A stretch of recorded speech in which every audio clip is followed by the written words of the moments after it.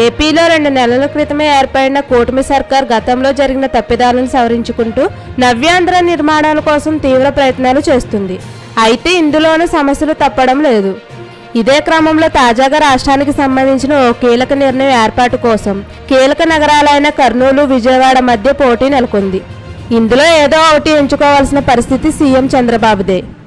ఇందులో ఏదైనా తేడా జరిగితే మాత్రం సమస్యలు మరింత ముదరడం ఖాయంగా కనిపిస్తుంది.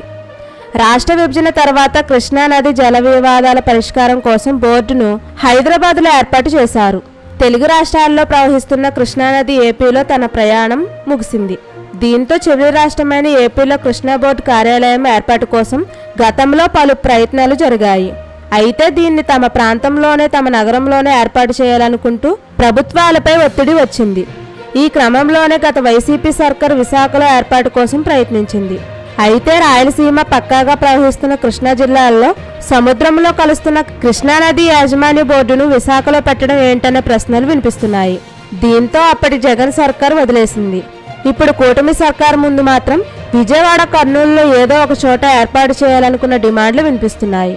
అయితే ఈ కార్యాలయం విజయవాడలోనే పెట్టబోతున్నారన్న సమాచారంలో రాయలసీమ నేతలు అప్రమత్తమయ్యారు. తాజాగా కర్నూలు ఎంపీ బస్తిపాటి నాగరాజును కలిసిన రాయలసీమ నేతలు కర్నూలులోనే కేఆర్ఎంబీ ఆఫీసును ఏర్పాటు చేయాలని కోరారు. అయితే ప్రస్తుత పరిస్థితుల్లో చంద్రబాబు కర్నూలు ఎంచుకుంటారా లేక విజయవాడలోనే ఆ ఆఫీసు పెట్టేందుకు సిద్ధమవుతారా అన్నది చూడాల్సి ఉంది.